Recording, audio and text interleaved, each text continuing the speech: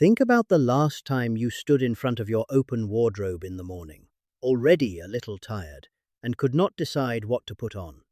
You were not short of clothes. That was the problem. Too many choices and no easy way to pick. So you stood there, a minute, two. You pulled one shirt out, put it back, chose another. And by the time you were dressed, something small in you was already worn down, and the day had not even started. You do this many times a day, without noticing what to eat, what to buy, what to answer first, which thing to deal with, which to leave. Each one is small. None of them is hard on its own, but they add up. By the afternoon, your mind is tired, and you cannot say why. You did not do anything heavy. You just decided, and decided, and decided, all day long, from the moment you opened your eyes. There is a name for this tiredness: decision fatigue. Every choice you make spends a little of the same energy. And most people spend nearly all of theirs on tiny things that do not matter, so little is left for the things that do. I want to show you the Japanese way around this, and it is not complicated. The idea is simple. You do not try to make better decisions all day. You arrange your life so there are fewer decisions to make. You decide a thing once, well, and then you never have to decide it again. The choice is made. The mind is free. In Japan, this is not a technique someone invented. It is simply how an ordered life has always worked. I have kept a simple, ordered home for many years. My mother did the same. When your surroundings are settled, your mind is settled. The two are not separate. So today I want to give you 7 habits. 7 Japanese ways to remove decisions from your day so your mind stays quiet and your energy lasts. By the end, you will see that a calm mind is not something you are born with. It is something you arrange. Let us begin. The first habit: decide it once, then never again. There is a Japanese word, seiton. It means a fixed place for each thing, but it is more than tidiness. It is a way of deciding once so you never decide again. When your keys have one home, a small dish by the door, you never again decide where to put them or where to look for them. The decision was made one time, and it holds forever. When your keys float, you make a small choice every day about where they go, and another about where to find them. Multiply that by every object you own, and you see where the tiredness comes from.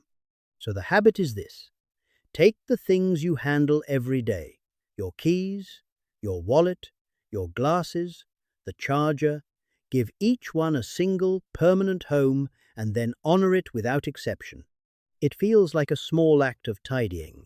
It is actually the removal of 100 tiny decisions from your week. Now, what about the decision you face most often of all? The second habit: the morning that decides itself.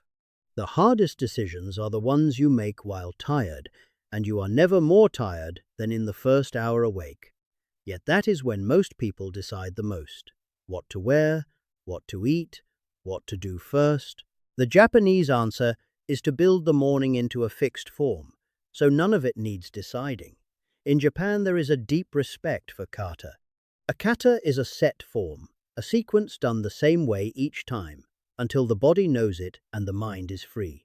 The tea ceremony is a kata, a craftsman's movements are a kata, and a morning can be a kata too. When your morning follows the same quiet order every day, you wake and open the window and drink the same warm cup and move through it without a single choice. You are not deciding your way through the first hour. You are simply following a path already laid, and the mind, spared all those small choices, stays clear for the day. So this week, fix your first hour, same waking time, same first 3 actions, in the same order. Do not design a perfect morning. Just decide it once, and then stop deciding it. Let the form carry you. The third habit: own less so you choose less. Here is a truth that sounds strange at first. The more you own, the more tired you are. Every object you own is a small, standing decision. Where does it live? When do I clean it? Do I still want it? Should I use this one or that one? A wardrobe with 40 shirts asks you a question every morning. A shelf with 10 of the same bowl asks which to reach for. You feel none of these as real questions, but your mind answers every one. The Japanese respect for owning less, for danshari, the parting from what you do not need, is not only about a tidy room, it is about a quiet mind. When you own fewer things, you make fewer choices, because there is less to choose between. A small wardrobe of things you like decides your clothing for you. A simple kitchen decides your cooking for you. So the habit here is to look at any place where you feel that little morning friction and thin it out. Not the whole house, one drawer, one shelf, one wardrobe. Keep what you actually use and like. Let the rest go. What you are really removing is not clutter. It is the daily weight of choosing. That handles the things you own. The next one handles the things you buy. The fourth habit, the rule that ends the shopping question. Every purchase is a decision, and a surprisingly heavy one. Do I need this? Is it worth it? Is there a better one? Should I wait? People make dozens of these small judgments a week, and each one takes a little more than it seems.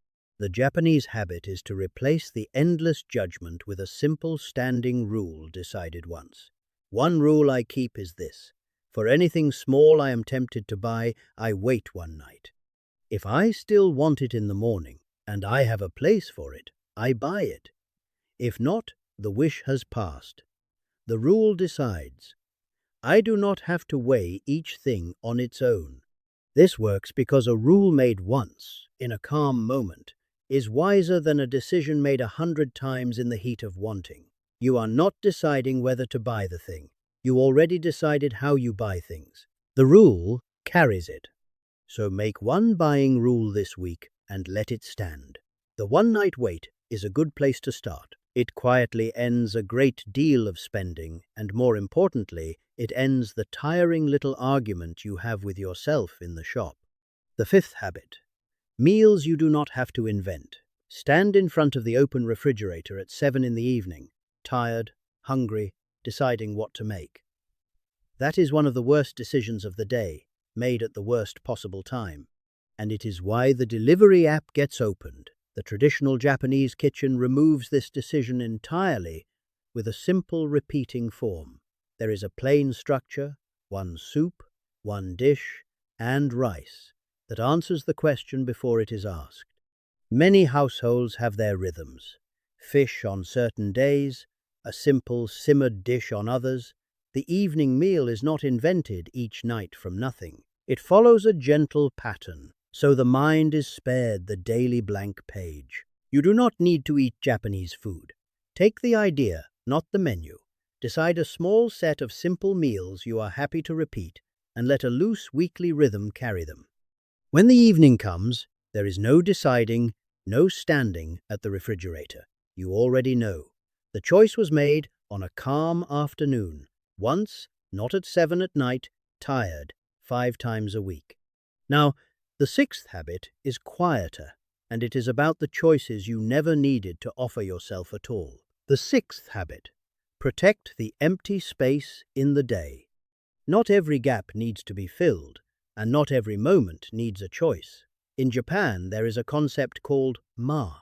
It is the value of empty space, the pause between things.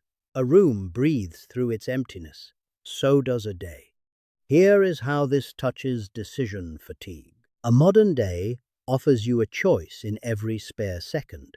Waiting for the kettle, you decide what to look at on your phone. Walking to the car, you decide what to listen to. Every empty moment becomes one more small decision to make. The day never rests, and neither does the mind. To practice ma is to let some gaps stay empty, with no choice in them at all. You wait for the kettle, and you simply wait. You walk, and you simply walk. You are not deciding anything. You are resting in the pause. It sounds like nothing, but a day with a few empty spaces in it is a day your mind can breathe, instead of one that asks something of you every waking second. So choose one small gap each day and leave it empty. No phone, no choice, no filling it. Let the pause be a pause. It is the rarest kind of rest there is. The seventh habit. Do the small thing with care and let it settle the mind. This last one turns the whole idea around. The others remove decisions. This one changes how you meet the ones that remain. There is a Japanese idea called teinei. It means doing a thing with care and full attention, however small, washing one cup but washing it properly, folding one shirt but folding it well. It sounds like the opposite of saving energy. In fact, it is the deepest form of it. Here is why. Decision fatigue is worsened by a scattered mind, by doing 3 things at once and half deciding all of them. When you give one small task your full, calm attention and finish it before moving on, the mind is not scattered, it is settled. One thing done with care, then the next. This is how a person can move through a whole day of small tasks and arrive at evening still calm, instead of frayed.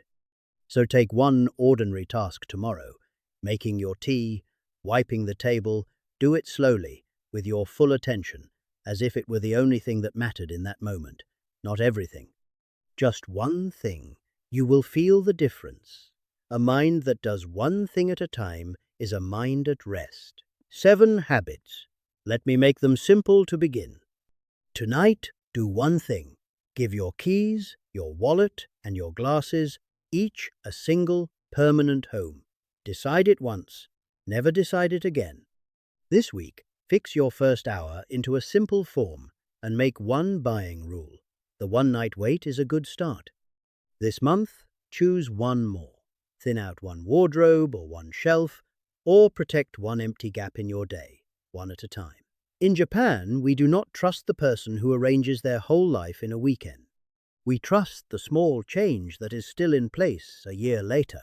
And here is the quiet reason all of this matters. A calm mind is not luck, and it is not something a few people are simply born with. It is arranged. Every decision you remove is a little more space in your head. Clear the small choices, and you will find you have room again for the ones that count, and quiet for yourself at the end of the day. If this was useful, you know where to find us.